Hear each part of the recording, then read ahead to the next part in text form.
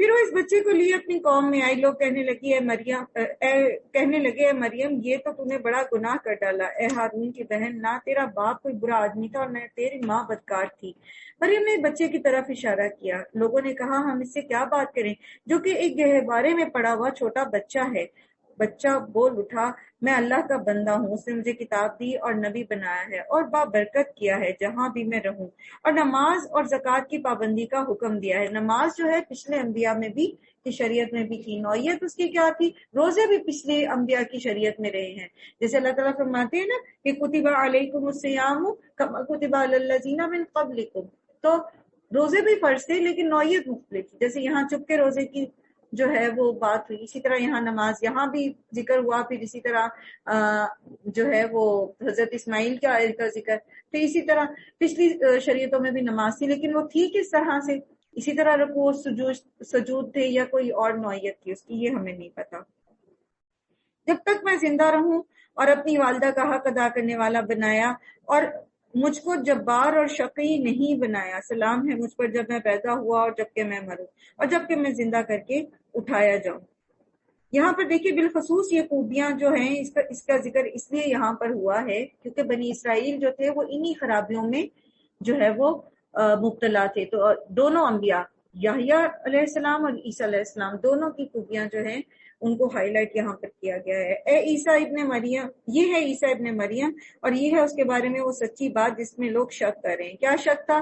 یہود ایک ایکسٹریم پہ چلے گئے تھے کہ ولد الزنا انہیں کہہ دیا، اور عیسائی دوسری ایکسٹریم پہ چلے گئے کہ نعوذ باللہ ان کو اللہ کا ہی بیٹا بنا دیا. تو اللہ تعالیٰ کہہ رہے ہیں اصل میں عیسیٰ ابن مریم کی حقیقت یہ ہے کہ وہ انسان تھے، مریم کے بیٹے تھے، بغیر باپ کے پیدا ہوئے تھے. اور مریم جو تھی وہ ایک سچی خاتون تھی اور پاک باز خاتون تھی. اور پاک وہ ذات وہ جس بات کا فیصلہ کرتا ہے تو کہتا ہے کہ ہو جا تو بس وہ ہو جاتی ہے. اور عیسیٰ نے کہا تھا کہ اللہ میرا رب بھی ہے اور تمہارا رب بھی، بس تم اسی کی بندگی کرو، یہی سیدھا راستہ ہے. مگر پھر مختلف گروہ باہم اختلاف کرنے لگے. جن لوگوں نے کفر کیا ان کے لیے وہ بڑا ہی تباہی کا وقت ہوگا، جبکہ وہ ایک بڑا دن دیکھیں گے جب وہ ہمارے سامنے حاضر ہوں گے. اس روز تو ان کے کان بھی خوب سن رہے ہوں گے اور آنکھیں بھی خوب دیکھتی ہوں گی. دنیا میں تو ان کی آنکھوں پر جو ہے وہ دنیا کی چاہتوں کے پردے پڑے ہوتے ہیں. دنیا میں تو لوگوں کو بات سمجھاؤ بھی تو سمجھ نہیں آتی کیونکہ ان کی دنیا کی جو منفیات ہوتی ہے نا اس پہ زد پڑ رہی ہوتی ہے. تو قیامت کے دن تو پھر سب کچھ صاف صاف نظر آنا شروع ہو جائے گا ان کو. اے محمد صلی اللہ علیہ وآلہ وسلم، اس حالت میں جبکہ یہ لوگ غافل ہیں اور ایمان نہیں لا رہے ہیں، انہیں اس دن سے ڈراؤ جبکہ فیصلہ کر دیا جائے گا اور پچھتاوے کے سوا کوئی چارہ کار نہ ہوگا. لوگ پچھتائیں گے. کس کس چیز پر حسرت ہوگی؟ کاش میں نے رسول کا راستہ اپنایا ہوتا، کاش میں نے فلاں سے دوستی نہ کی ہوتی، کاش میں نے اللہ کی آیات کا مذاق نہ اڑایا ہوتا، کاش میں نے آخرت کے دن کا مذاق نہ اڑایا ہوتا، کاش میں نے صدقہ کر دیا ہوتا. اسی طرح جن مجالس میں اللہ کا ذکر نہیں ہوتا وہ مجلس سے حسرت کا ذریعہ بن جائیں گے.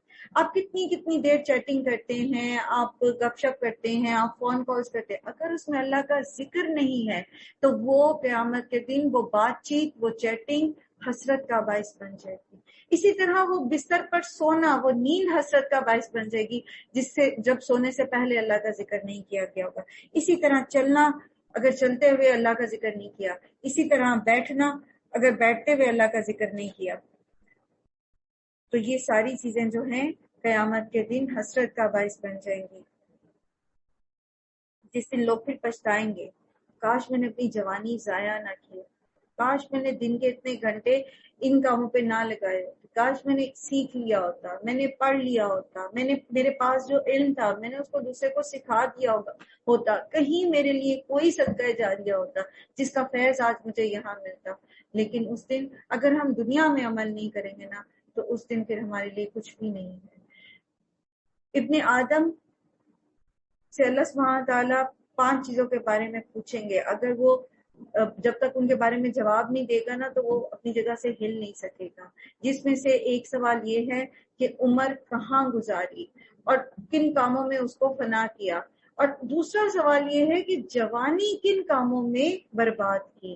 تو جوانی ویسے تو ٹوٹل عمر میں ہی آ جاتی ہے. اگر کوئی شخص 70 سال جیتا ہے تو جوانی کے جو بیچ کے 10-20 سال ہیں یہ اس میں انکلوڈیڈ ہیں، لیکن اللہ تعالیٰ الگ سے پوچھیں گے کیونکہ جوانی میں انرجیز کچھ اور ہوتی ہیں. ہم کر سکتے ہیں، ہم لمبا قیام کرنا چاہیں ہم کر سکتے ہیں، ہم لمبے لمبے سجدے کرنے چاہیں ہم کر سکتے ہیں. بڑھاپے میں کیا ہوتا ہے، جب انسان ڈیڑھ عمر ہو جاتا ہے یا بوڑھا ہو جاتا ہے تو وہ چاہتا بھی ہے کہ لمبا قیام کرے، لیکن کر ہی نہیں سکتا، اس کے بس میں نہیں ہوتا. سجدے لمبے لمبے کروں، کر ہی نہیں سکتا. وہ چاہتا ہے میں قرآن حفظ کروں، کر ہی نہیں سکتا. وہ چاہتا ہے کہ میں دور کا سفر کروں، علم سیکھوں، وہ کر ہی نہیں سکتا. اس لیے جوانی میں انسان میں دنیا بدل دینے کی صلاحیت ہوتی ہے. خاص طور پہ پوچھا جائے گا ہماری جوانی تو جو گزرنی تھی ہمیں اس پہ پشیمانی ہے یا ہم اس میں مطمئن ہیں. بہرحال اپنے بچوں کی جوانیوں کا فکر کیجیے، کیونکہ میں دیکھتی ہوں یہاں پر زیادہ تر میرے سامعین میں مائیں موجود ہیں. اگر کوئی خود نوجوان ہے اور نوجوان ماں ہے تو وہ بھی اپنی جوانی کو صرف بچوں کے بہانے بنا بنا کر ضائع نہ کریں. کبھی حمل ہے تو کبھی بچہ چھوٹا ہے تو کبھی اب بچہ ٹاڈلر ہے تو کبھی بچے کی پڑھائی ہے. خدا کا واسطہ ہے اپنا بھی کچھ سوچیں، اور آپ کو پتا ہوگا تو آپ اپنے بچوں کو صحیح بات بتائیں گے نا، صحیح راہ دکھائیں گے. تو اللہ تعالیٰ ہمیں اس دن کے پچھتاووں سے اپنی پناہ میں رکھے، اور اس دنیا میں جتنی بھی اللہ نے مہلت دی ہے اس کو اللہ کی فرما برداری میں گزارنے کی توفیق عطا فرمائے. اِنَّا نَحْنُ نَرِثُ الْأَرْضَ وَمَنْ عَلَيْهَا وَإِلَيْنَا يُرْجَعُونَ. اور ہم ہی آخرکار اس ساری زمین کے وارث ہوں گے اور سب ہماری طرف ہی پلٹائے جائیں گے. اور اس کتاب میں ابراہیم کا قصہ بیان کرو، بے شک وہ ایک سچا انسان تھا اور ایک نبی تھا. جبکہ اس نے اپنے باپ سے کہا کہ ابا جان آپ کیوں ان چیزوں کی عبادت کرتے ہیں جو نہ سنتی ہیں نہ دیکھتی ہیں اور نہ آپ کا کوئی کام بنا سکتی ہیں. ابا جان میرے پاس ایک ایسا علم آیا ہے جو آپ کے پاس نہیں آیا، آپ میرے پیچھے چلیں، میں آپ کو سیدھا راستہ بتاؤں گا. بہت دفعہ ایسا بھی ہوتا ہے کہ آپ سے عمر میں چھوٹے بندے کے پاس آپ سے زیادہ اوتھینٹک نالج ہوتا ہے، اور ہم صرف اس لیے کہ یہ تو میرا بچہ مجھے بتا رہا ہے تو ہم اس کو رد کر دیں، یا یہ میرا اسٹوڈنٹ یا میرا سبارڈینیٹ مجھے بتا رہا ہے تو ہم اس کو ایکسپٹ نہ کریں، تو یہ تکبر ہوگا. ٹھیک ہے، تو یہاں ابراہیم اپنے باپ سے کہتے ہیں کہ میرے پاس ایک علم آیا. تو بچہ اگر صحیح بات کر رہا ہے تو کوئی حرج نہیں ہے کہ آپ کشادہ دلی سے اس کی بات کو مانیں. اور یہ ضروری نہیں ہوتا کہ ہمیشہ بڑی عمر کے ساتھ علم بھی پختہ ہو.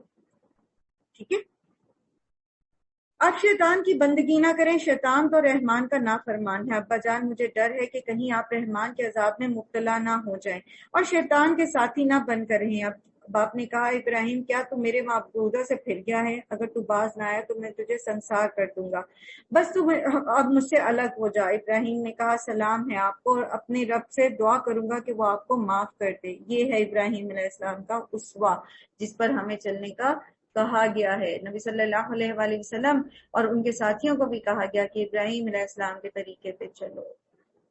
باپ دھکے دے رہا ہے اور وہ باپ کو کہتے ہیں سلام ہو آپ پر. ہمارے ماں باپ ہمیں ذرا ڈانٹتے تو پھر ہماری شکلیں ہوتی ہیں دیکھنے والی. میں آپ لوگوں کو بھی چھوڑتا ہوں اور ان ہستیوں کو بھی جنہیں آپ لوگوں نے خدا اللہ کو چھوڑ کر پکارا ہے. میں تو اپنے رب کو ہی پکاروں گا، امید ہے کہ میں اپنے رب کو پکار کے نامراد نہیں رہوں گا. یہ انبیاء کا اسوہ ہے کہ کبھی بھی ان کے دل میں مایوسی نہیں آتی، پورے یقین کے ساتھ وہ اپنے رب پر بھروسہ رکھتے ہیں اور پورا یقین رکھتے ہیں کہ میرا رب ضرور میری دعا کو سنے گا. بس جب وہ ان لوگوں سے اور ان کے معبودان غیر اللہ سے جدا ہوا تو ہم نے اس کو اسحاق اور یعقوب جیسی اولاد دی. اور یہ کب ملی تھی انہیں؟ اس ہجرت کے قریباً 50 سال 55 سال بعد. تو پھر بھی اس میں بھی آپ نے پڑھا نا پیچھے کہ وہ آگے انشاءاللہ پڑھے. تو کہتے میرے اوپر تو میرے رب کا بڑا کرم کہ مجھے میرے رب نے اس عمر میں اولاد عطا کی ہے. اور کیا کہتے ہیں کہ میں اپنے رب سے مانگ کے کبھی مایوس نہیں ہوتا. اور ہم چاہتے ہیں کہ بس ادھر میرے منہ سے نکلی ہے دعا، ادھر میں مصلے سے اٹھی ہوں تو پوری بھی ہو جائے، اور پوری بھی ویسی کی ویسی ہو جیسی میں چاہتی ہوں. تو اللہ تعالیٰ زیادہ بہتر جانتے ہیں کہ انہیں کس وقت ہمیں کیا چیز دینی ہے۔ بس جب وہ ان لوگوں اور ذکر کرو اس کتاب میں موسیٰ کا، وہ خالص کیے گئے شخص تھے اور رسول اور نبی تھے۔ ہم نے اس کو طور کے دانی جانب سے پکارا اور راز کی گفتگو سے اس کو تقرب عطا کیا۔ اور ہم اللہ کا قرب کیسے حاصل کر سکتے ہیں؟ ہمارا بھی تو دل چاہتا ہے ہم بھی اپنے رب کے قریب ہوں، سجدے میں وسجد وقترب، سجدہ کرو اور اللہ کا قرب حاصل کرو، لمبے سجدے کیا کیجیے۔ کیا کریں سجدے کو لمبا کرنے کے لیے؟ مسنون دعائیں یاد کریں۔ ایک تو آپ پڑھتے ہیں سبحان ربی الاعلیٰ، اور بھی بہت ساری مسنون دعائیں ہیں سجدے کی، وہ یاد کریں گے تو انشاءاللہ لمبا سجدہ کرنے کی توفیق حاصل ہوگی، اور جتنا لمبا سجدہ کریں گے اتنا ہی اپنے رب کا قرب حاصل کریں گے۔ اور اپنی مہربانی سے اس کے بھائی ہارون کو نبی بنا کر اسے مددگار کے طور پر دیا۔ اور اس کتاب میں اسماعیل کا ذکر کرو، وہ وعدے کا سچا تھا اور رسول نبی تھا، وہ اپنے گھر والوں کو نماز اور زکوٰۃ کا حکم دیتا تھا۔ حضرت عیسیٰ نے بھی نماز کی بات کی نا، حضرت اسماعیل کی بھی یہی بات تھی کہ وہ اپنے گھر والوں، اور گھر والوں کا ذکر آ رہا ہے، یہ خاص طور پر یاد رکھیے باپ کا فرض ہوتا ہے کہ وہ اپنے گھر والوں کی نگرانی کرے کہ بچے نماز پڑھ رہے ہیں یا نہیں، ان کی اخلاقیات کیسی ہیں۔ ماں کی ذمہ داری ہے کہ وہ بچوں کی ٹریننگ کرے، لیکن ماں کے اوپر بھی قوام کس کو بنایا گیا ہے؟ باپ کو۔ ہر شخص سے اس کی رعیت کے بارے میں پوچھا جائے گا، اور باپ کی رعیت میں بیوی بھی، وہ بچے بھی آ رہے ہیں اور بچوں کی ماں بھی آ رہی ہے، اور ماں کی رعیت میں بچے آ رہے ہیں، تو یہ باپ کی ذمہ داری ہوتی ہے۔ اور اللہ معاف کرے اگر باپ ہی نماز نہیں پڑھنے والا تو پھر بچوں کے بارے میں پھر ہم کیا سوچ سکتے ہیں؟ اللہ تعالیٰ ہم سب پر رحم کرے اور ہم سب کو نماز قائم کرنے والا بنائے۔ اس کے لیے دعا تو بہت ہی ضروری ہے، لیکن ایک کام یہ بھی ہے نا کہ جب ہم اپنے بچوں کے رشتے طے کریں نا، چاہے وہ بیٹا ہے یا بیٹی، تو ہم اس چیز کو ضرور دیکھ لیں کہ جس ماحول میں ہم اپنے بچے کا رشتہ کرنے والے ہیں وہ دینی ہے کہ نہیں۔ اور ہم نے اگر اپنے بچے کی ٹریننگ دین کے، بیٹی کی خاص طور پر دین کے اصولوں پہ کی ہے تو اس بیچاری کو آگے جا کے سپورٹ ملے گی یا وہ اس کے لیے کوئی آزمائش ہی بن جائے گی۔ اور اس کتاب میں ادریس کا ذکر کرو، وہ ایک راست باز انسان اور ایک نبی تھا، اور اسے ہم نے بلند مقام پر اٹھایا ہے۔ اچھا اب یہاں پر دیکھیے کہ ہم نے جو مومن بننے کا، اللہ کا بندہ بننے کا سفر کا آغاز کیا تھا، تو یہ انبیاء کی جو صفات آ رہی ہے نا، ان کو بھی اپنی لسٹ میں شامل کر لیں۔ پیچھے بھی آپ یہ صفات مختلف طریقے سے پڑھتے جا رہے ہیں، لیکن جب آپ سیکھتے ہیں کہ یہ نبی کی صفت ہے کسی، تو پھر اس کو اپنی شخصیت میں شامل کر کے کرنے کی کوشش میں اب زیادہ جو ہے وہ ہماری کوشش بڑھ جاتی ہے۔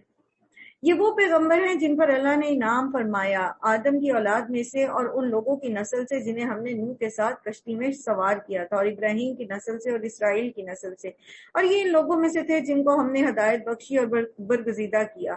ان کا حال یہ تھا کہ جب رحمان کی آیات ان کو سنائی جاتی تو وہ روتے ہوئے سجدے میں گر جاتے، پھر ان کے بعد وہ ناخلف لوگ ان کے جانشین ہوئے جنہوں نے نماز کو ضائع کر دیا۔ نماز کو ضائع کرنا کیا ہے؟ ابو مسعود کہتے ہیں کہ نماز کو ضائع کرنے سے مراد نماز کو لیٹ کر کے پڑھنا ہے، اور نماز کو ضائع کرنے سے مراد کیا ہے کہ اس کو کبھی پڑھا کبھی نہیں پڑھا، اور پھر یہ کہ اس کے جو وجوب ہیں نماز کے ان کو صحیح طرح سے ادا نہیں کیا، یا یہ کہ نماز کو میں سکون نہیں ہے، تیزی سے نماز پڑھی ہے، یہ سب کیا ہے؟ نماز کو ضائع کر دینا۔ اور پھر یہ کہ نماز پڑھنا ہی نہ۔ اللہ سبحانہ تعالیٰ ہم سب پہ رحم کرے۔ نبی صلی اللہ علیہ وسلم نے فرمایا 60 سال بعد کچھ ایسے نااہل جانشین پیدا ہوں گے جو نمازوں کو ضائع کریں گے اور جہنم کے گھڑے میں پھینکے جائیں گے، اور ان کے بعد ایسے لوگ پیدا ہوں گے جو قرآن تو پڑھیں گے مگر وہ ان کے حلق سے نیچے نہیں اترے گا، محض خوبصورت قرات لیکن عمل ندارت۔ اللہ سبحانہ تعالیٰ ہم سب کو اپنی پناہ میں رکھیں۔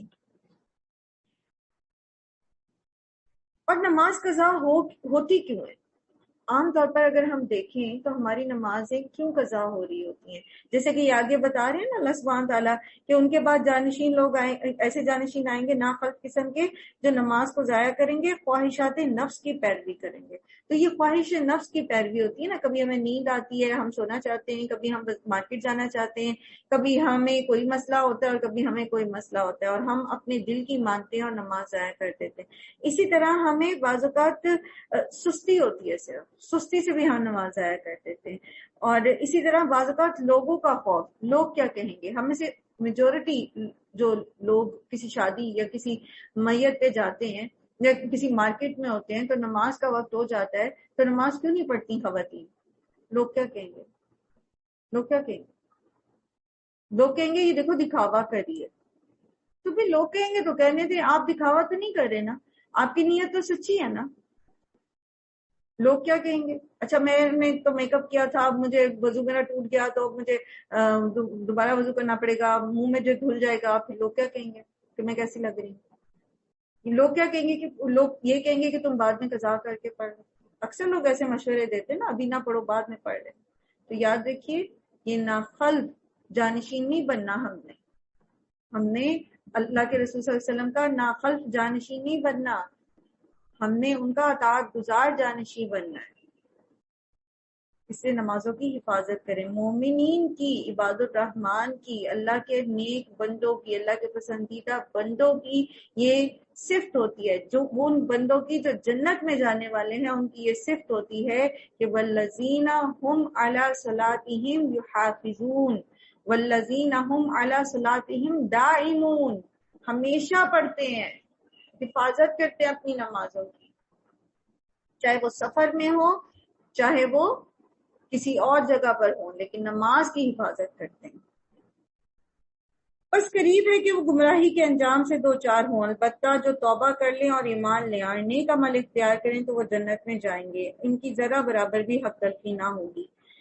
ان کے لیے ہمیشہ رہنے والی جنتیں ہیں جن کا رحمان نے ان بندوں سے درپردہ وعدہ کیا ہے۔ اور یاد رکھیے کہ جو لوگ توبہ کر لیتے ہیں تو وہ ایسے ہو جاتے ہیں جیسے انہوں نے وہ گناہ کیا ہی نہیں، اللہ تعالیٰ ان کے نامہ اعمال سے بھی وہ گناہ مٹا دیتے۔ تو اگر ہم سے ایسی غلطیاں کسی وقت میں اللہ رحم کرے ہو چکی ہیں تو پھر ہم توبہ سچے دل سے کریں اور اپنی اصلاح کر لیں تاکہ اللہ تعالیٰ ہماری ان غلطیوں کو ہمارے نامہ اعمال سے مٹا دیں۔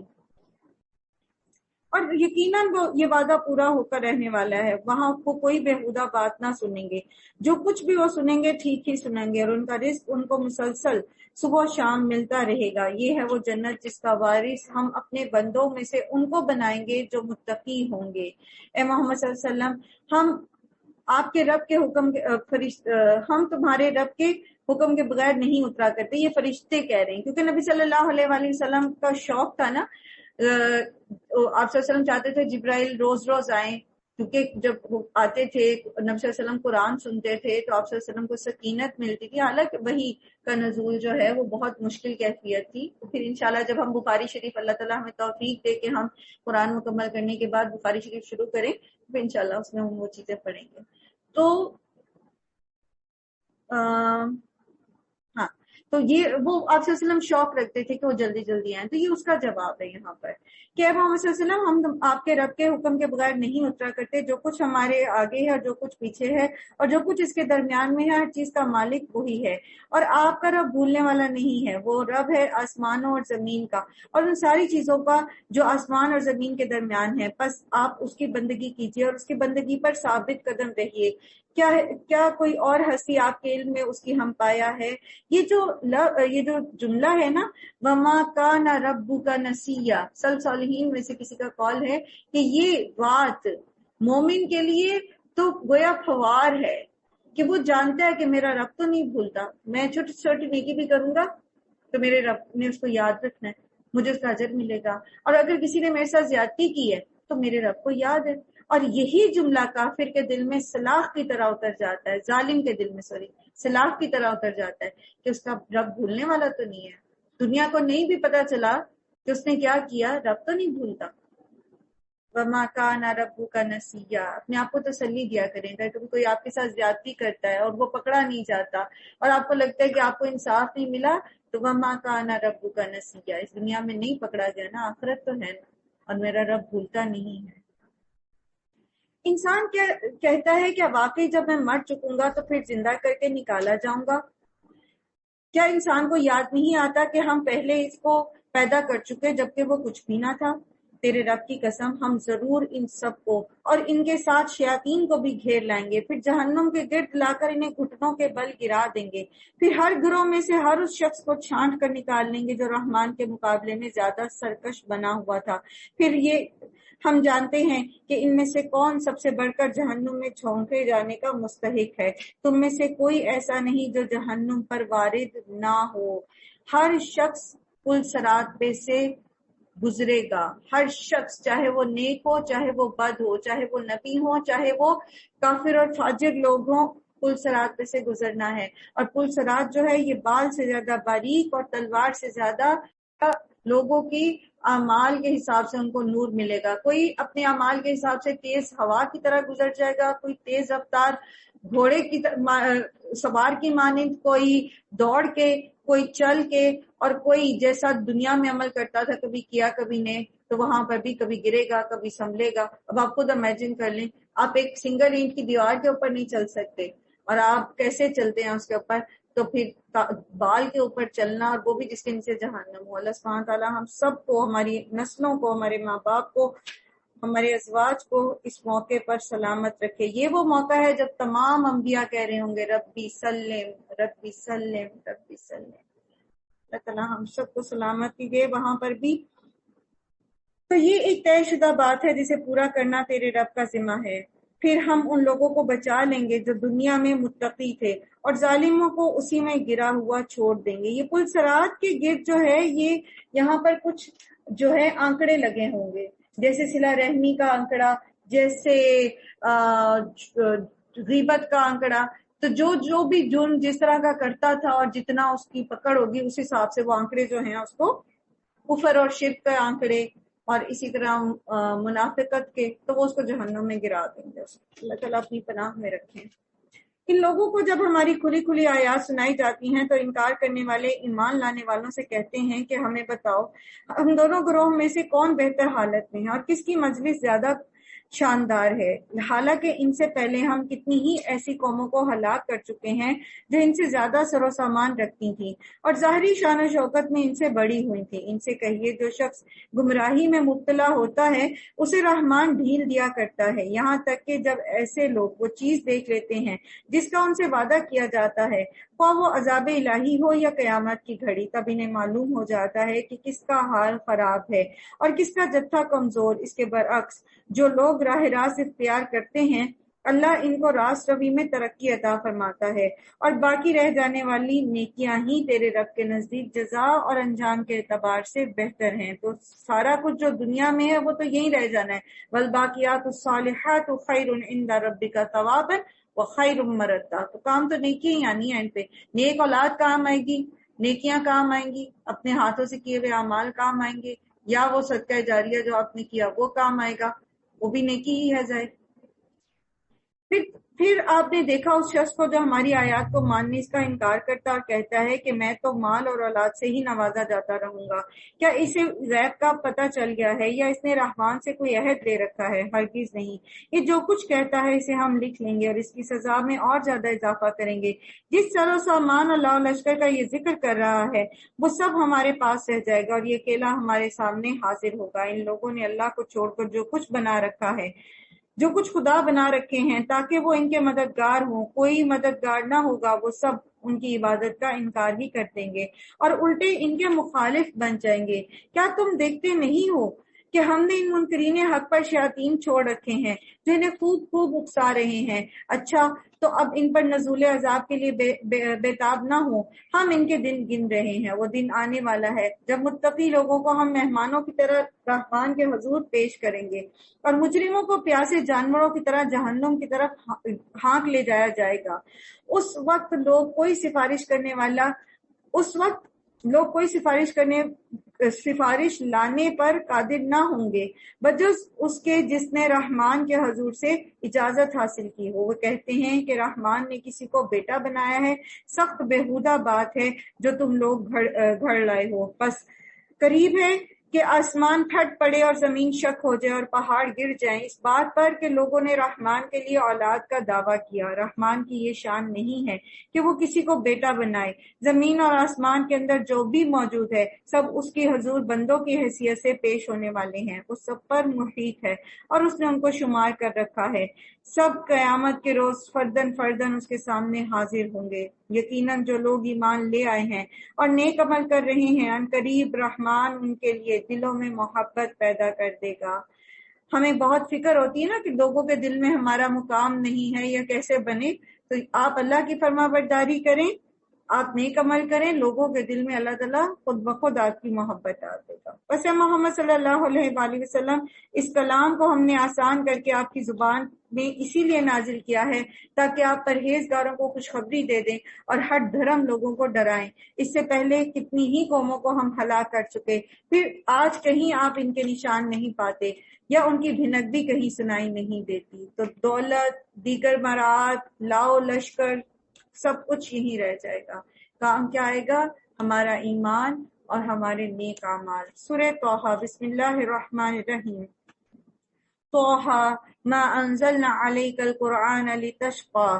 طٰہٰ، ہم نے یہ قرآن آپ پر اس لیے نازل نہیں کیا کہ آپ مصیبت میں پڑ جائیں۔ بات دراصل یہ ہے کہ قرآن ہمیں مشقت میں نہیں ڈالتا، بلکہ قرآن کے راستے پہ چل کے تو زندگی آسان ہو جاتی ہے۔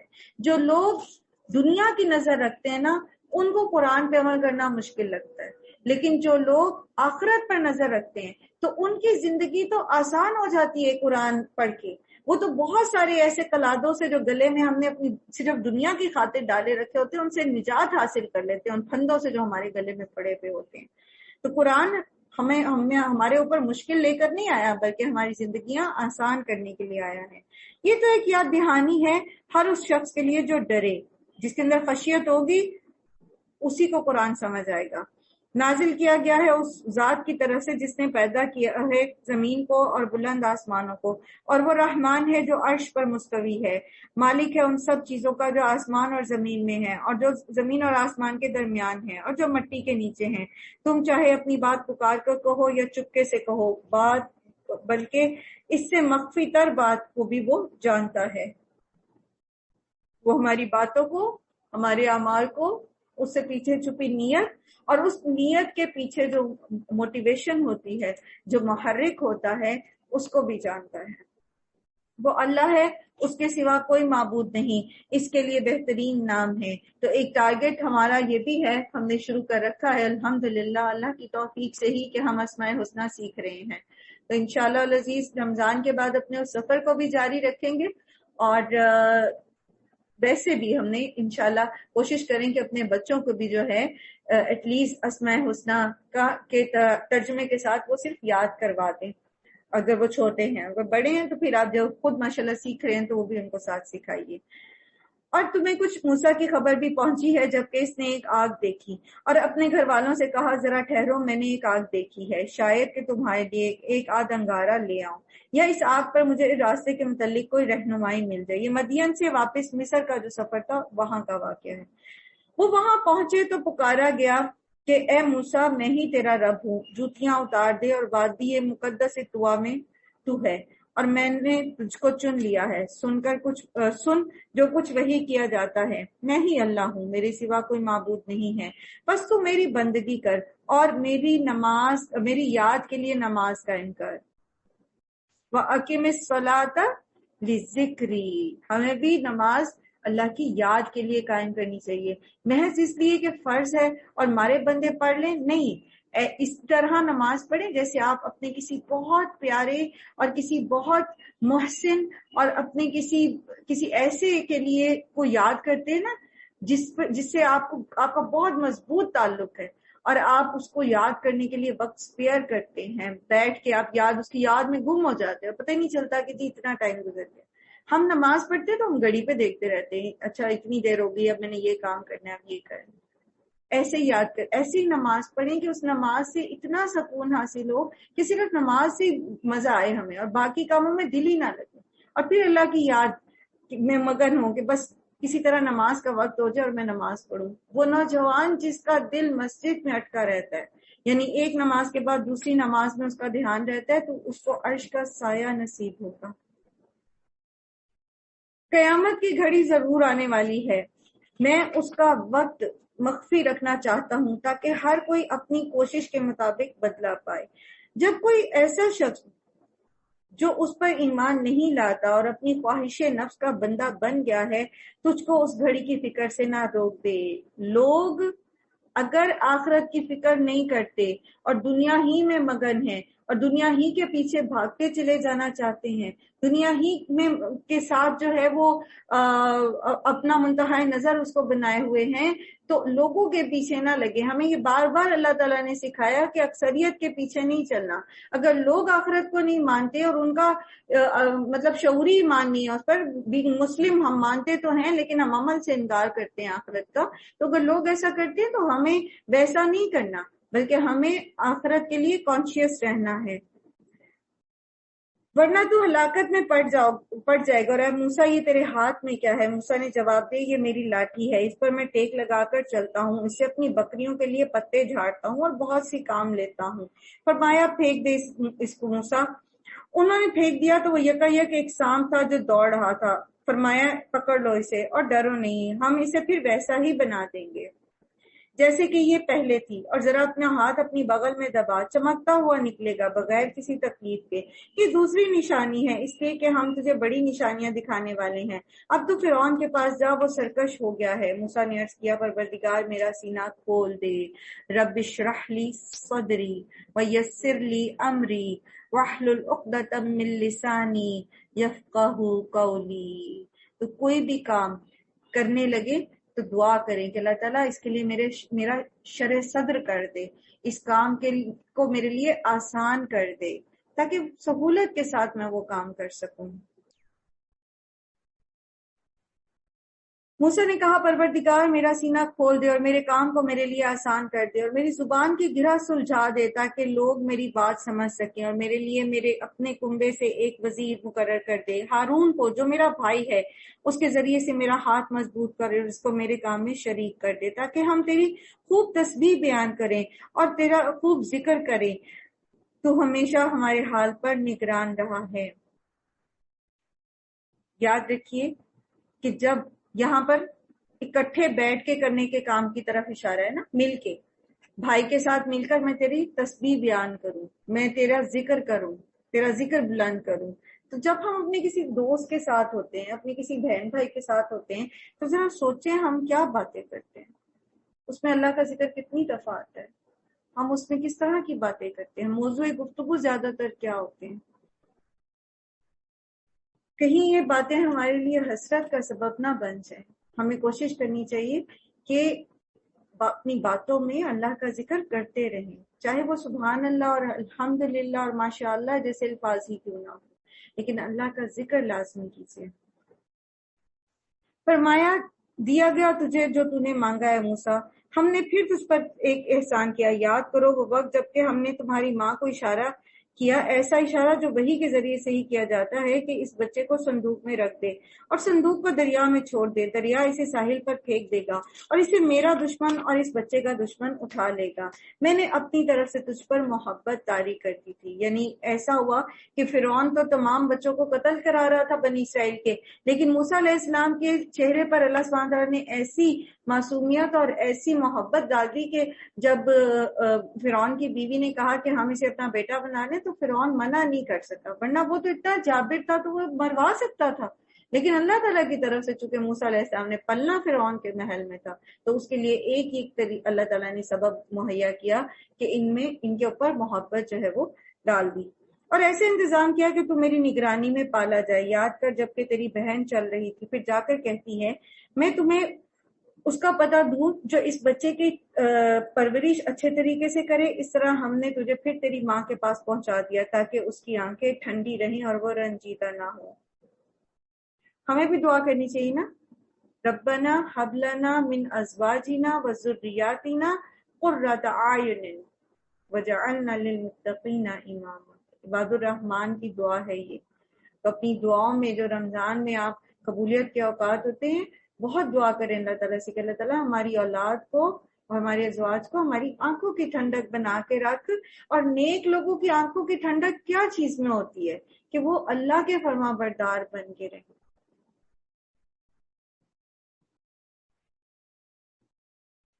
اور یہ بھی یاد کر کہ تو نے ایک شخص کو قتل کر دیا تھا، ہم نے تجھے اس پھندے سے نکالا اور تجھے مختلف آزمائشوں سے گزارا، اور تو مدین کے لوگوں میں کئی سال ٹھہرا رہا. پھر اب ٹھیک اپنے وقت پر تو آ گیا ہے اے موسیٰ، میں نے تجھے اپنے کام کا بنا لیا ہے. انشاءاللہ سورہ قصص میں پڑھیں گے مدین میں جب موسیٰ علیہ السلام پہنچے تھے. میں ہمیشہ سوچا کرتی ہوں کہ اللہ تعالیٰ بہت سارے لوگوں میں سے کسی لوگ کو کیسے کیوں چن لیتے ہیں، کسی ایک کو کیوں چن لیتے ہیں. یعقوب علیہ السلام کے 12 بیٹوں میں سے یوسف علیہ السلام کو کیوں چنا تھا؟ تو ہم نے جب یہ قصہ پڑھا تو ہم نے سیکھا کہ یوسف علیہ السلام کا کردار ہی ایسا تھا باقی بھائیوں کی نسبت کہ اللہ تعالیٰ نے ان کو چنا ان کی خوبیوں کی بنا پر. اسی طرح موسیٰ علیہ السلام کے بارے میں بھی پڑھیں گے انشاءاللہ اور تفصیل سے سورہ قصص میں. تو اللہ تعالیٰ نے جس کو چننا ہوتا ہے خود اس کے اندر کوالٹیز پیدا کر دیتے ہیں. اور پھر یہ کہ کچھ لوگوں کے اندر جو کوالٹیز ہوتی ہیں اللہ تعالیٰ ان کو پالش کر کے اپنے کام کا بنا لیتے ہیں. بعض اوقات ہمیں ہوتا ہے نا کہ ہم بہت اچھے ہیں لیکن پھر بھی مشکلات میں پڑے جا رہے ہیں بار بار.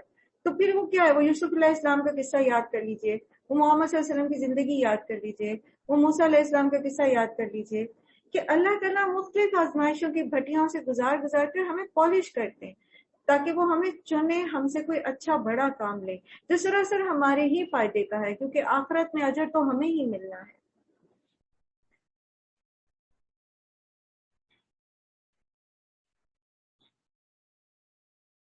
اور جا تو اور تیرا بھائی میری نشانیوں کے ساتھ، اور دیکھو تم میری یاد میں کمی نہ کرنا. جاؤ تم دونوں فرعون کے پاس، وہ سرکش ہو گیا ہے، اس سے نرمی کے ساتھ بات کرنا، شاید کہ وہ نصیحت قبول کرے اور ڈر جائے. یہاں پر اب پھر کیا کہا جا رہا ہے؟ نرمی سے بات کرنا. پیچھے بھی ہم نے نرمی کی فضیلت پڑھی ہے نا، اور یہ بھی کہا گیا ہے کہ نرم بات جنت میں لے جانے کا سبب بنتی ہے. ان دونوں نے عرض کی پروردگار ہمیں اندیشہ ہے کہ وہ ہم پر زیادتی کریں گے. فرمایا ڈرو مت، میں تمہارے ساتھ ہوں. اننی معکما. تو اللہ کس کے ساتھ ہوتا ہے؟ ایک تو اللہ سبحانہ تعالیٰ کی معیت ہے نا سب کے ساتھ، کہ اللہ تعالیٰ اپنی سمع بصر اور علم کے ساتھ ہر ایک کے ساتھ ہے. ہر چاہے وہ کافر ہے فاجر ہے، اللہ تعالیٰ ہر ایک کو دیکھ رہے ہیں، ہر ایک کو سنتے ہیں، اس کے تنہائی میں بھی اس کو جانتے ہیں، اس کے دل کے راز بھی جانتے ہیں. یہ اللہ کا ساتھ ہے ہر ایک کے ساتھ. لیکن ایک اللہ تعالیٰ کا خصوصی معیت ہے اللہ کی، اور وہ اللہ کے نیک بندوں کے ساتھ ہوتی ہے، اور وہ ہے اللہ کی مدد، اللہ کی طرف سے نصرت. ٹھیک ہے، تو اللہ تعالیٰ فرماتے ہیں کہ میں تمہارے ساتھ ہوں. جیسے آپ بچے کو کہتے ہو نا کہ ٹھیک ہے جاؤ کوئی نہیں تم یہ کام کرو ہم تمہارے ساتھ ہیں، تو آپ اس کے ساتھ فزیکلی تو نہیں ہوتے، آپ کی مورل سپورٹ اس کو ہوتی ہے. اسی طرح اللہ سبحانہ تعالیٰ کی نصرت مراد ہے یہاں پر. تو وہ دونوں میں تمہارے ساتھ ہوں، سب کچھ سن رہا ہوں اور دیکھ رہا ہوں. جاؤ اس کے پاس اور کہو کہ ہم تیرے پاس اللہ کے بھیجے ہوئے ہیں، بنی اسرائیل کو ہمارے ساتھ جانے کے لیے چھوڑ دے اور ان کو تکلیف نہ دے. ہم تیرے پاس تیرے رب کی نشانی لے کر آئے ہیں، اور سلامتی ہے اس کے لیے جو راہ راست کی پیروی کرے. ہم کو وہی سے بتایا گیا ہے کہ اللہ کا عذاب ہے اس کے لیے جو جھٹلائے اور منہ پھیرے. فرعون نے کہا اچھا تو پھر تم دونوں کا رب کون ہے؟ موسیٰ نے جواب دیا ہمارا رب تو وہ ہے جس نے ہر چیز کو اس کی ساخت بخشی اور پھر اس کو ہدایت بھی دی، ہر ایک چیز کو پیدا کیا اور پھر اس کو راستہ بھی دکھایا. جیسے اللہ سبحانہ تعالیٰ نے مثال کے طور پر شہد کی مکھی کو پیدا کیا، پیچھے آپ نے سورہ نحل پڑھی، اور پھر کیا کیا؟ اس کو سکھایا بھی کہ اس نے کیا کرنا ہے. اللہ تعالیٰ نے دنیا میں کوئی بھی چیز ایسے ہی بیکار پیدا نہیں کرتی، خواہ وہ چھوٹی سے چھوٹی کوئی چیز کیوں نہ ہو. تو ہمیں بھی اپنی زندگی کے مقصد کو جانچنا چاہیے کہ اللہ نے اگر مجھے دنیا میں بھیجا ہے لاکھوں اربوں کروڑوں لوگوں میں، اگر میں نہ بھی پیدا ہوتی تو کیا فرق پڑنا تھا. لیکن جو اللہ نے اگر مجھے بھیجا ہے، اس نے مجھے تخلیق کیا ہے، خلقہ، مجھے پیدا کر دیا اس نے، ثم ہدا، تو وہ ہدایت کون سی ہے، جس وہ مقصد کیا ہے جس کے لیے اللہ نے مجھے دنیا میں پیدا کیا. تو پھر جب ہم قرآن پڑھتے ہیں تو ہمیں سمجھ آتی ہے کہ وہ مقصد یہ ہے لِنَبْلُوَكُمْ أَيُّكُمْ أَحْسَنُ عَمَلًا، وہ آزمائش کے تم میں سے کون بہترین عمل کرتا ہے. اور وہ بہترین عمل پھر کیا ہے؟ وَمَا خَلَقْتُ الْجِنَّ وَالْإِنسَ إِلَّا لِيَعْبُدُونِ، کہ ہم اللہ کی عبادت کیسے کرتے ہیں، کس طرح کرتے ہیں، ہمارے بدیں کرتے ہیں یا خوشی خوشی کرتے ہیں، کبھی کبھی کرتے ہیں یا ہمیشہ کرتے ہیں. ہر حال میں اللہ کی فرما برداری کرتے ہیں، شکر گزاری کرتے ہیں، یا کبھی کرتے ہیں شکر اور کبھی ناشکرے بن جاتے ہیں؟ بہرحال ہمیں اس چیز پہ سوچنا چاہیے کہ میری زندگی کا مقصد کیا، اور پھر یہ کہ اللہ تعالیٰ نے اگر مجھے کوئی خاص کوالٹی دی ہے تو پھر مجھے اس کو کیسے اللہ کی فرما برداری میں لگانا ہے۔ فرعون بولا، اور پہلے جو نسلیں گزر چکی ان کا کیا بنے گا؟ موسیٰ نے جواب دیا، اس کا علم تو میرے رب کے پاس ایک نوشتے میں محفوظ ہے، میرا رب نہ چوکتا ہے اور نہ بھولتا ہے، وہی جس نے تمہارے لیے زمین کا فرش بچھایا اور اس میں تمہارے چلنے کو راستے بنائے اور اوپر سے پانی برسایا، پھر اس کے ذریعے سے تمام مختلف قسم کی پیداوار نکالی، کھاؤ اور اپنے جانوروں کو بھی چراؤ، یقیناً اس میں بہت سی نشانیاں ہیں عقل رکھنے والوں کے لیے۔ اسی زمین سے ہم نے تم کو پیدا کیا، اسی میں ہم تمہیں واپس لے جائیں گے اور اسی میں ہم تمہیں دوبارہ نکال لائیں گے۔ ہم نے فرعون کو اپنی بہت سی نشانیاں دکھائیں، مگر وہ جھٹلائے ہی چلا گیا اور نہ مانا، کہنے لگا، اے موسیٰ، کیا تو ہمارے پاس اس لیے آیا ہے کہ اپنے جادو کے زور سے ہم کو ہمارے ملک سے نکال دے؟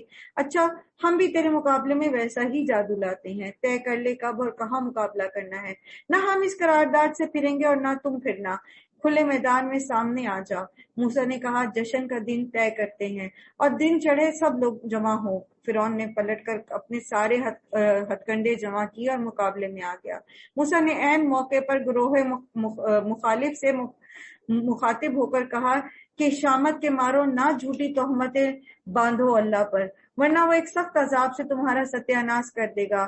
جھوٹ جس نے بھی گھڑا وہ نامراد ہوا، وقد خاب من افترا۔ تو یاد رکھیے، جھوٹ کبھی بھی کامیاب نہیں ہوتا، جھوٹ کے پاؤں نہیں ہوتے، اس کو کوئی سروائیول نہیں ہوتا۔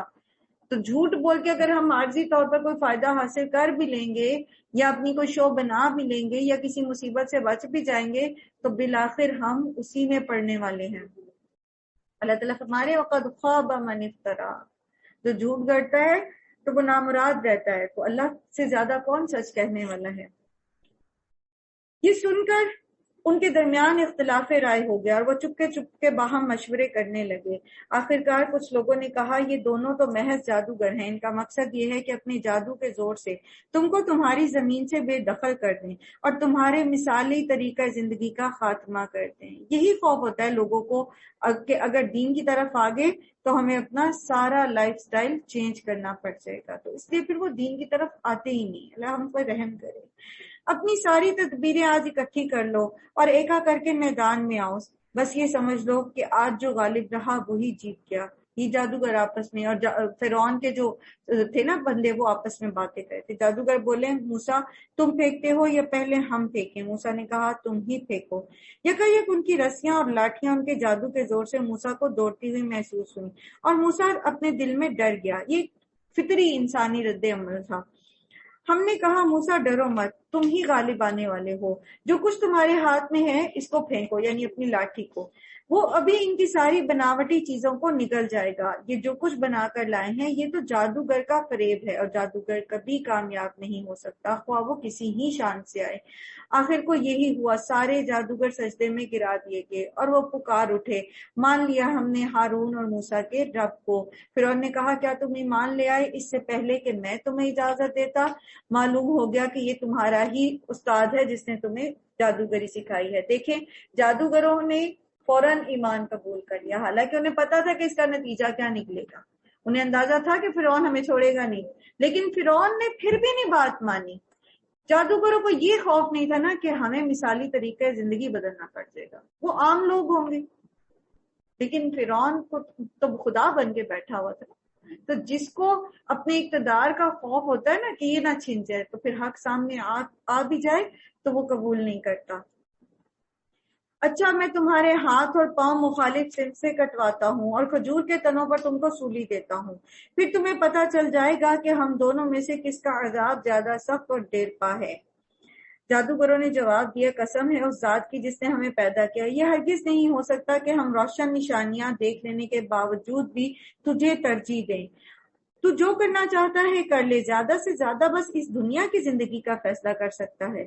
ہم تو اپنے رب پر ایمان لائے تاکہ وہ ہماری خطائیں معاف کر دے اور اس جادوگری سے جس پر تو نے ہمیں مجبور کیا تھا درگزر فرمائے۔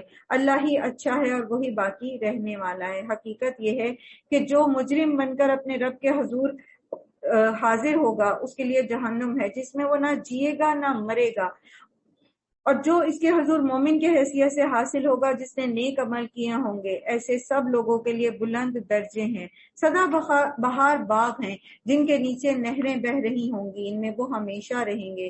یہ جزا ہے اس شخص کی جو پاکیزگی اختیار کرے۔ ہم نے موسیٰ پر وحی کی کہ اب راتوں رات میرے بندوں کو لے کر چل نکل اور ان کے لیے سمندر میں سے سوکھی سڑک بنا لے، تجھے کسی کے تعقب کا ذرا خوف نہ ہو اور نہ سمندر کے بیچ سے گزرتے ہوئے ڈر لگے۔ پیچھے سے فرعون اپنے لشکر کے ساتھ پہنچ گیا اور پھر سمندر ان پر چھا گیا جیسا کہ چھا جانے کا حق تھا۔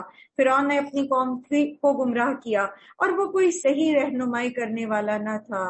تو یہاں پر آپ دیکھیے کہ کتنے لطیف پیرائے میں تنبیہ کی جا رہی ہے کہ جو سردار تمہاری رہنمائی کر رہے ہیں ذرا ان کا جائزہ لیا جائے کہ وہ کس طرف رہنمائی کر رہے ہیں۔ جنت کی طرف لے جانے والے، چاہے وہ آپ کے دین کے رہنما ہیں، چاہے وہ آپ کے سیاسی رہنما ہیں، چاہے وہ کوئی اور سردار ہے، کسی قبیلے کا سردار ہے یا کسی گھر کا سردار ہے، وہ کس طرف اپنی رعیت کو لے کر جا رہا ہے۔ اے بنی اسرائیل، ہم نے تم کو دشمن سے نجات دی اور طور کے دائیں جانب تمہاری حاضری کے لیے وقت مقرر کیا اور تم پر من و سلوہ اتارا۔ کھاؤ ہمارا دیا ہوا پاک رزق اور اسے کھا کر سرکشی نہ کرو، ورنہ تم پر میرا غضب ٹوٹ پڑے گا، اور جس پر میرا غضب ٹوٹا پھر وہ گرا ہی رہا۔ البتہ جو توبہ کر لے اور ایمان لے آئے اور نیک عمل کرے، پھر سیدھا چلتا رہے، اس کے لیے میں بہت درگزر کرنے والا ہوں۔ اور کیا چیز تمہیں اپنی قوم سے پہلے لے آئی اے موسیٰ؟ وما اعجلک عن قومک یا موسیٰ قال هم اولائی علی اثری وعجلت الیک ربی لترضی۔ موسیٰ علیہ السلام سے اللہ تعالیٰ کہتے ہیں اپنی قوم کے ساتھ جا رہے تھے کچھ لوگوں کے ساتھ کہ کوہ طور پر، تو پہلے آگے پہنچ گئے۔ اللہ تعالیٰ پوچھتے ہیں موسیٰ تمہیں کیا چیز لوگوں سے پہلے لے آئی؟ کہتے ہیں میری قوم کے لوگ آ رہے ہیں پیچھے پیچھے، میں نے جلدی کی آنے میں، وَعَجِلْتُ إِلَيْكَ رَبِّي لِتَرْضَىٰ، تاکہ تم اس سے راضی ہو جاؤ۔ نیکیوں میں جلدی، سستی نہ کریں۔ وہ قرآن کریم میں اللہ تعالیٰ فرماتے ہیں نا سارعوا الی الجنۃ عرضها السماوات والارض، اس جنت کے لیے جلدی کرو جس کی چوڑائی آسمان اور زمین کے برابر ہے۔ پھر اللہ تعالیٰ فرماتے ہیں فاستبقوا الخیرات، نیکیوں میں سبقت لے جاؤ، آگے بڑھو آگے بڑھو۔ والسابقون السابقون اولئک المقربون، جو آگے بڑھ گئے وہی آگے بڑھنے والے تھے، وہی اللہ کے مقرب بندے ہیں۔ اور ہم کیا سوچتے رہتے ہیں کوئی کرے گا تو ہم بھی کر لیں گے، بیٹھے رہتے ہیں، نماز کا وقت ہو گیا ہے، کالج میں بیٹھے ہیں یا اپنے آفس میں بیٹھے ہیں، کوئی اور اٹھے تو میں اٹھوں، ہمت پکڑوں۔ نہیں، آپ پہل کریں۔ آپ کو دیکھ کے جو کوئی نیکی کر لے گا تو اس کا اجر میں، آپ کے اجر میں اس کے اجر سے بھی اضافہ ہو جائے گا، آپ کو اور دگنا اجر مل جائے گا۔ اور ہمیشہ اپنے آپ کو ریئلائز کرائیے وَعَجِلْتُ إِلَيْكَ رَبِّي لِتَرْضَىٰ۔ تہجد کے وقت اٹھا نہیں نہ جاتا تو سوچا کریں، اپنے آپ کو مائل کیا کریں کہ میں اپنے رب کو راضی کرنے کے لیے اس وقت اٹھ رہی ہوں، دل تو نہیں کر رہا لیکن میں نے اپنے رب کو راضی کرنا ہے، اس لیے میں نے اس وقت اٹھنا ہے۔ سبحان اللہ۔ اسی لیے تو اللہ تعالیٰ موسیٰ سے راضی ہوئے تھے۔ فرمایا اچھا تو سنو، ہم نے تمہارے پیچھے تمہاری قوم کو آزمائش میں ڈال دیا اور سامری نے انہیں گمراہ کر ڈالا۔ موسیٰ سخت غصے اور رنج کی حالت میں اپنی قوم کی طرف پلٹے، جا کر انہوں نے کہا کہ اے میری قوم کے لوگوں، کیا تمہارے رب نے تم سے اچھے وعدے نہیں کیے تھے؟ کیا تمہیں دن لگ گئے ہیں؟ یعنی ابھی سمندر سے تمہیں پار کرایا، ابھی تمہیں من و سلوہ مل رہا تھا، تمہارے اوپر صحرا میں بادلوں میں سایہ کیا ہوا ہے، کس چیز نے تمہیں بھٹکایا ہے؟ یا تم اپنے رب کا غضب ہی اپنے اوپر لانا چاہتے تھے؟ تم نے مجھ سے وعدہ خلافی کی۔ انہوں نے جواب دیا ہم نے آپ سے وعدہ خلافی کچھ اپنے اختیار سے نہیں کی، معاملہ یہ ہوا کہ لوگوں کے زیورات کے بوجھ سے ہم لد گئے تھے اور ہم نے بس ان کو پھینک دیا تھا۔ یہ کہتے ہیں کہ یہ بنی اسرائیل جو ہیں جب نکلتے ہوئے کپتیوں کے زیور لے آئے تھے، یا ہو سکتا ہے کہ ان کے اپنے ہی جو جوڑ جمع ہو وہی ہو، لیکن یہ غلام تھے، ان کے پاس اتنے زیور کہاں ہو سکتے تھے۔ لیکن بہرحال یہ دونوں رائے جو ہیں پائی جاتی ہے۔ اب صحرا میں یہ تھک کے وزن اٹھا کے تو کہتے ہیں کہ ہم نے وہ ڈال دیے، زیور ایک طرف ڈال دیے۔ پھر اسی طرح سامری نے بھی کچھ ڈالا اور ان کے لیے ایک بچڑے کی مورت نکال لایا جس میں سے آواز آتی تھی، بیل کی سی آواز آتی تھی۔ لوگ پکار اٹھے یہی ہے تمہارا خدا، اور موسیٰ کا خدا۔ موسیٰ اسے بھول گیا۔ کیا وہ دیکھتے نہ تھے کہ نہ وہ ان کی بات کا جواب دیتا ہے اور نہ ان کو نفع نقصان کا کچھ اختیار رکھتا ہے؟ ہارون پہلے ہی ان سے کہہ چکے تھے کہ لوگوں تم اس کی وجہ سے فتنے میں پڑ گئے۔ مطلب ہارون جو ہے موسیٰ علیہ السلام کے آنے سے پہلے یہ بات کر چکے تھے کہ تم اس وجہ سے فتنے میں پڑ گئے ہو، یہ آزمائش تھی اللہ کی طرف سے، اور تمہارا رب تو رحمان ہے، بس تم میری پیروی کرو اور میری بات مانو۔ مگر انہوں نے اس سے کہہ دیا کہ ہم تو اسی کی پرستش کرتے رہیں گے جب تک کہ موسیٰ واپس نہ آ جائے۔ موسیٰ قوم کو ڈانٹنے کے بعد ہارون کی طرف پلٹے اور بولے، ہارون تم نے جب دیکھا تھا کہ یہ گمراہ ہو رہے ہیں تو کس چیز نے تمہارا ہاتھ پکڑا تھا کہ میرے طریقے پر عمل نہ کرو؟ کیا تم نے میرے حکم کی خلاف ورزی کی؟ ہارون نے جواب دیا، اے میری ماں کے بیٹے، میری داڑھی نہ پکڑنا، میرے سر کے بال کھینچ۔ مجھے اس بات کا ڈر تھا کہ تو آ کے یہ نہ کہے کہ تم نے بنی اسرائیل میں پھوٹ ڈال دی۔ اب یہ دیکھیے کہ اتحاد بین المسلمین کتنا ضروری ہے، مسلمانوں کے بیچ میں اتحاد کتنا ضروری ہے، اتنا کہ انسان جو اختلافی مسائل ہیں ان کو ہوا نہ دے، بلکہ جو کامن گراؤنڈز ہیں ان پر بات کرے، اور دین میں جو وسعت ہے اس بنیاد پر اگر کسی میں اختلاف ہو رہا ہے تو اس کو کھلے دل کے ساتھ قبول کر لے کہ ٹھیک ہے یہ وسعت ہے، ایک یہ بھی روایت ہے اسی درجے کی، یہ دوسری روایت ہے، کسی نے ایک روایت کے مطابق عمل کر لیا، کسی نے دوسری روایت کے مطابق عمل کر لیا، تو کوئی بات نہیں۔ صرف یہ کہنا کہ بس جو میری روایت کے مطابق یہ عمل کرتا ہے بس مجھے تو اسی سے ملنا ہے اور اسی سے بات کرنی ہے، یہ چیز تفرقہ ڈالتی ہے۔ یہاں آپ دیکھیے کہ پھر ہارون جو ہیں وہ کیا کہتے ہیں کہ میں تو صرف اس لیے ان کے اوپر سختی نہیں کی کہ کہیں یہ آپس میں گروہ نہ بن جائے اور پھر آپ مجھے یہ کہیں کہ آپ نے قوم میں تفرقہ ڈال دیا ہے۔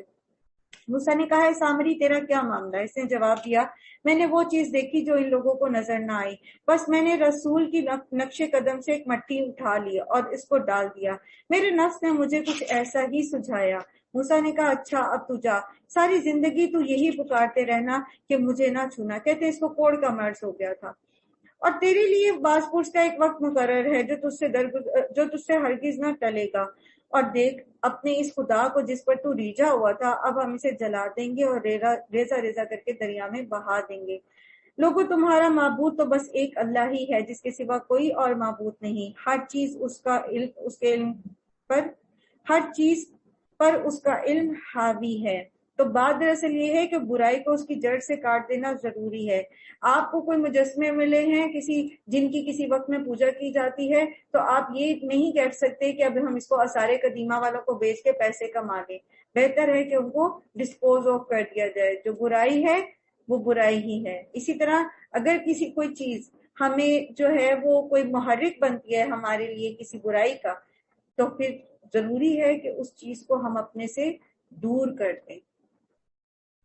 اے محمد صلی اللہ علیہ وآلہ وسلم، اس طرح ہم پچھلے گزرے ہوئے حالات کی خبریں آپ کو سناتے ہیں، اور ہم نے خاص اپنے ہاں سے آپ کو ایک ذکر یعنی قرآن عطا کیا ہے۔ جو کوئی اس سے منہ موڑے گا وہ قیامت کے روز سخت بارے گناہ اٹھائے گا، اور ایسے سب لوگ ہمیشہ اس کے وبال میں گرفتار رہیں گے، اور قیامت کے دن ان کے لیے اس جرم کی ذمہ داری کا بوجھ بڑا تکلیف دہ ہوگا۔ اس دن جبکہ سور پھونکا جائے گا اور ہم مجرموں کو اس حال میں گھیر لائیں گے کہ ان کی آنکھیں دہشت کے مارے پتھرائی ہوئی ہوں گی، آپس میں چپکے چپکے کہیں گے کہ دنیا میں تو مشکل کوئی 10-12 دن ہی گزارے ہوں گے، ہمیں خوب معلوم ہے کہ وہ کیا باتیں کر رہے ہوں گے۔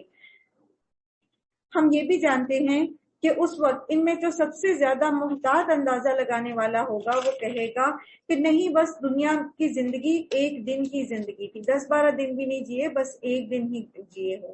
جو دنیا میں بڑے وہ ہوں گے نا، بڑے سمجھے جاتے ہیں سمجھدار دنیاوی معاملات میں، اور بڑے کیا آپ ان کو کہتے ہیں، وہ جو معاملہ فہم ہے جی، اور یہ تو دیکھیں جی کیسے اس نے اس مسئلے کا حل نکالا، اور صرف دنیا کے لیول پر ان کا علم ہے اور اسی میں ان کی ترقی ہے۔ تو اس طرف اشارہ ہے کہ ان میں سے بہترین جو ہوگا، یہ کن کا انجام بتایا جا رہا ہے؟ جو اللہ کو نہیں مانتے تھے، جو آخرت کو نہیں مانتے تھے، جن کا منتہا نظر صرف دنیا ہی تھا، تو ان کے سب سے انٹیلیجنٹ شخص جو اندازہ لگائے گا تو وہ کہے گا کہ ہم تو بس دنیا میں ایک دن ہی رہے، اور یہ آپ سے پوچھتے ہیں کہ آخر اس دن یہ پہاڑ کہاں جائیں گے؟ اچھا جی قیامت آئے گی، اچھا پھر یہ پہاڑ جو اتنے بڑے بڑے ہیں ان کا کیا بنے گا، یہ کدھر جائیں گے؟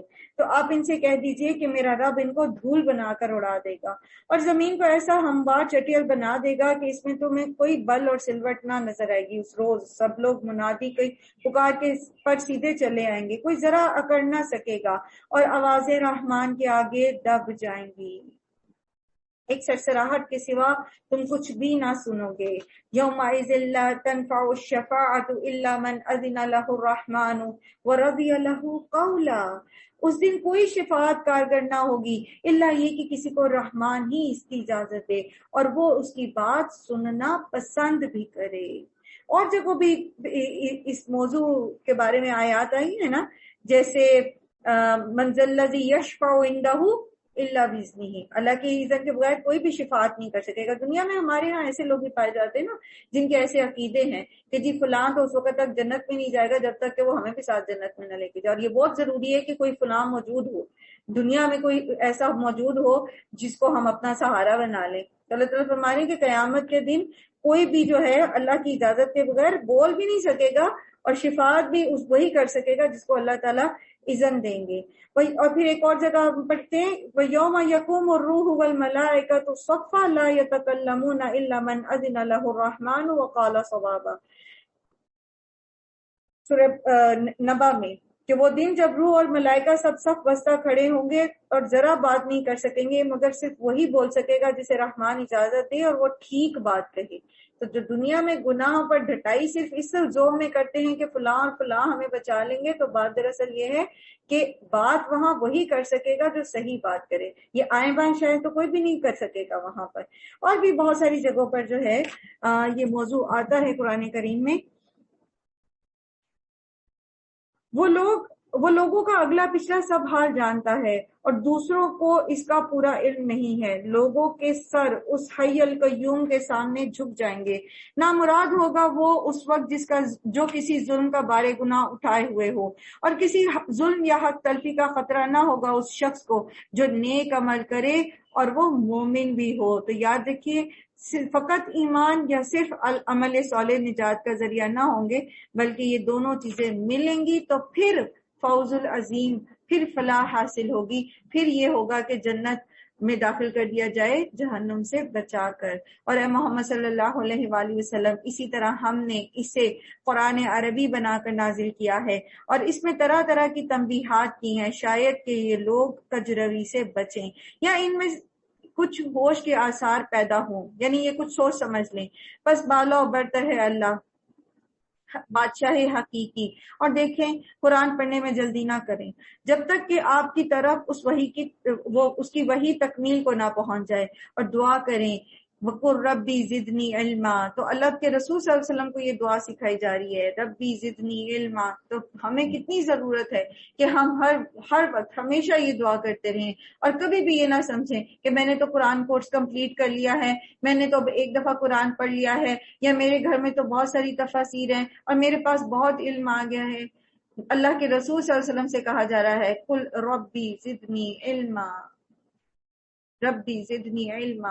تو علم تو کبھی بھی پورا نہیں ہوتا، کبھی بھی ختم نہیں ہوتا، اس میں تو ہمیشہ اضافے کی دعا کرتے رہنا چاہیے، جیسے اللہم انی اسألک علما نافعا وعملا متقبلا ورزقا طیبا۔ علم نافع مانگنا چاہیے کہ تاکہ ہم خود بھی اس علم کا فائدہ اٹھائیں، دنیا اور آخرت میں برکتیں سمیٹیں، اور دوسروں کو بھی ہمارے علم سے کوئی نقصان نہ پہنچے اور ہم ان کو بھی فائدہ ہی دینے والے ہوں۔ اور ہم نے اس سے پہلے آدم کو ایک حکم دیا تھا مگر وہ بھول گیا اور ہم نے اس میں عزم نہ پایا۔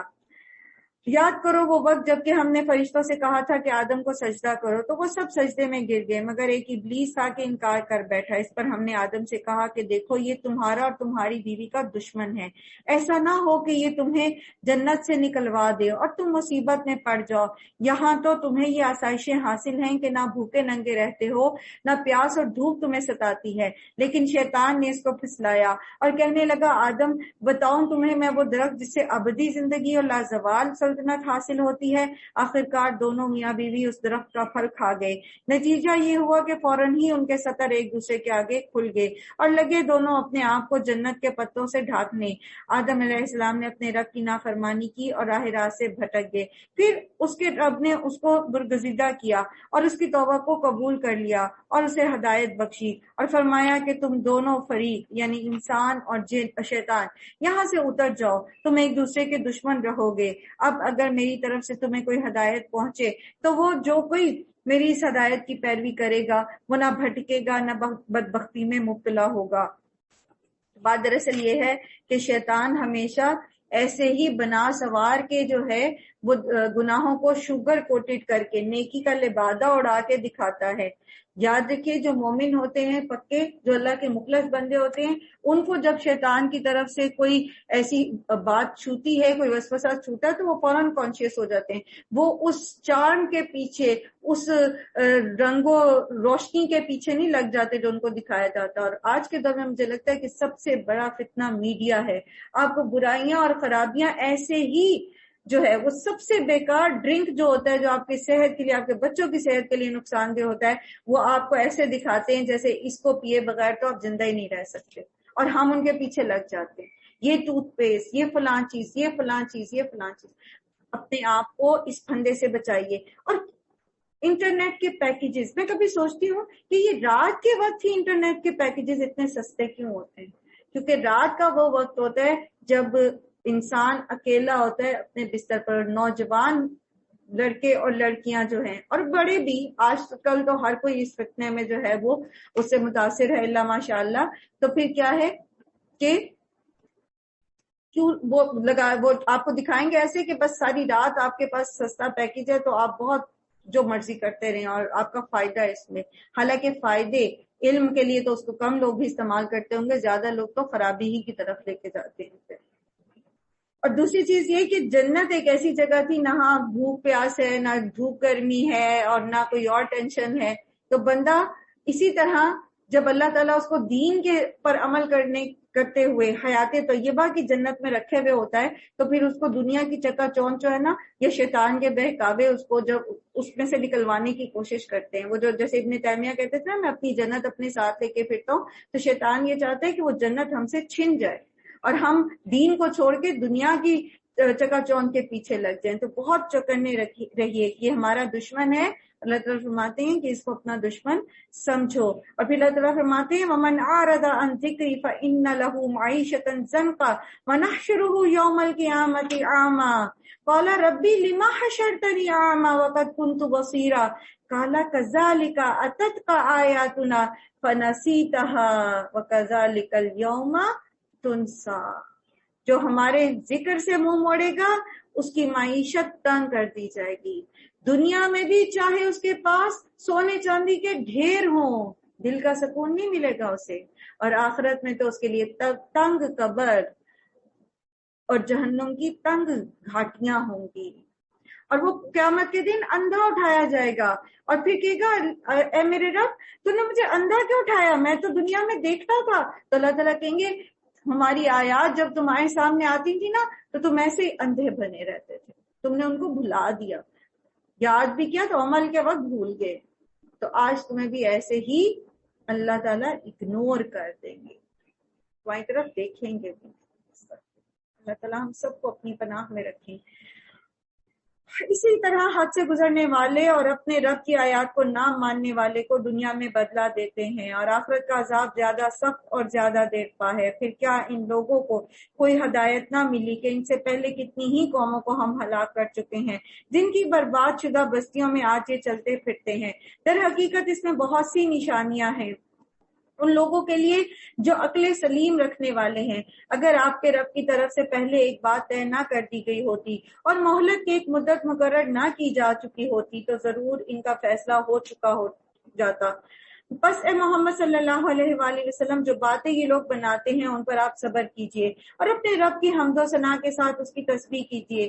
سورج نکلنے سے پہلے یعنی فجر، اور غروب ہونے سے پہلے یعنی عصر، اور رات کے اوقات میں یعنی عشاء اور تہجد میں بھی تسبیح کیجئے، اور دن کے دونوں کناروں پر یعنی ظہر اور مغرب، شاید کہ آپ راضی ہو جائیں۔ تو لوگوں کی باتوں سے تنگ آنے اور اپنی گزر بسر میں کسی تنگی توشی سے دل چھوٹا نہ کریں، تسبیح کریں، نماز قائم کریں، آپ اس میں راضی ہو جائیں گے۔ آپ کو وہ حیات طیبہ ملے گی کہ آپ بھی کہیں گے کہ ہم اپنی جنت اپنے ساتھ لیے پھرتے ہیں۔ سبحان اللہ۔ اور نگاہ اٹھا کر بھی نہ دیکھو دنیاوی زندگی کی اس شان و شوکت کو جو ہم نے ان میں سے مختلف قسم کے لوگوں کو دے رکھی ہے۔ وہ تو ہم نے انہیں آزمائش میں ڈالنے کے لیے دی ہے۔ اور آپ کے رب کے دیا ہوا رزق حلال ہی بہتر اور پائیدار ہے۔ اپنے اہل و عیال کو نماز کی تلقین کیجیے، خود بھی اس کے پابند رہیے۔